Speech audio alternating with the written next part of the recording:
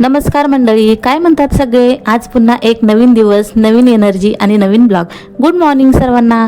सकाळची सुरुवात झाली एकदम शांत फ्रेश वातावरणात आणि मला वाटलं आजचा दिवस ना काहीतरी वेगळा बनवायचा, म्हणजे हेल्दी करूया. म्हणून इथे सकाळी उठल्याबरोबर ना आधी देवाचं नाव घेतलं, थोडी घरकामं सुद्धा आवरून घेतली आणि मग लागले लगेच नाश्ता बनवायला. आज नाश्ता बनवणार होते, त्यामध्ये मटकीची भेळ. आज सकाळचा नाश्ता हाच होता. मुरमुरे घेतले, त्यात वेगवेगळ्या पद्धतीच्या 2 शेव टाकून घेतल्या, मग बारीक चिरून थोडासा कांदा टाकून घेतला, कोबी, टोमॅटो, कोथिंबीर आणि चवीनुसार मीठ, लाल तिखट आणि वरून ना थोडंसं लिंबू सुद्धा आपल्याला यामध्ये घालून घ्यायचं. त्यामुळे ना थोडासा नमकीनपणा आपल्या इथे भेळला येतो. आणि मग छान अशी त्यावरती मिठाची मटकी घालून घेतली. आता मटकीमध्ये ना भरपूर प्रोटीन असतात, पचनासाठी हलकी असते, वजन कमी करते, विटॅमिन सी आणि मिनरल्स भरपूर प्रमाणात असतात, रक्त वाढण्यासाठी सुद्धा खूप उपयोगी असते आणि त्वचा आणि केसांसाठी सुद्धा खूप फायदेशीर असते. तर छान अशी इथे मटकीची भेळ करून घेतली आणि सगळ्यांनी मिळून नाश्तासुद्धा करून घेतला. आता हे सांडगे 2 दिवसापासून ना भरण ठेवून असं म्हणत राहते, पण काय झालं की माझ्या काही कामांमध्ये ना मी विसरून जायचे. म्हटलं चला आज सकाळी सकाळी नाश्ता वगैरे झालाय तर आधी हे काम करून घ्यायचं, म्हणून नाही इथे मी हे सांडगे भरून ठेवायला घेतले.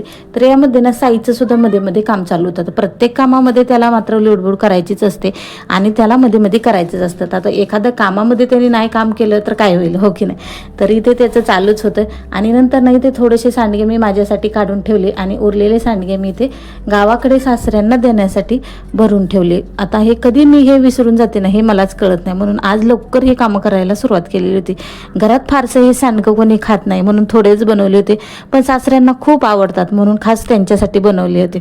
आपण जे करतो ना ते फक्त खाण्यासाठी नसतं, तर त्यात आपलं प्रेम, आपली काळजी आणि आपली संस्कृती सुद्धा असते. कधी कधी आपल्या बनवलेल्या सगळ्याच गोष्टी सर्वांना आवडतात असं होत नाही, पण काहींना जे आवडतात ना तर त्यांच्यासाठी त्या गोष्टी खूप स्पेशल असतात, हो की नाही? इथं नाश्ता तर करून झालेला होता, तर जेवणासाठी ना मस्त असा मी आंब्याचा रस बनवलेला होता. आता आंब्याचा रस करताना जर तुम्हाला दाखवलं ना तर यातले बरेच लोक ना आंब्याचा रस खायचं सोडून देतील, हो की नाही? म्हणून तो काही ते मी तुम्हाला दाखवलेला नाही. छान असा आंब्याचा रस बनवून घेतला. वांग्याची भाजी सुद्धा माझी बनवून झालेली होती आणि सकाळी नाश्त्यामध्ये ना मस्त असा उत्तप्पा बनवून घेतलेला होता. तर उत्तप्पा केल्यामुळे ना तवा अगदी काळा झालेला होता, तर चपात्या सुद्धा पटापट करून घेते. आता म्हटलं चला आता भांडे घासून घ्या.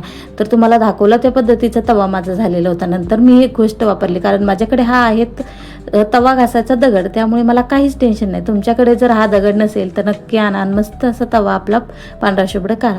आता दुपारच्या वेळामध्ये हे कार्टून माझं झोपलं ना तर मला थोडंसं स्वर्ग सुख भेटतं, हो की नाही? तुमच्याकडे असंच असतं का? कमेंट करून नक्की सांगा.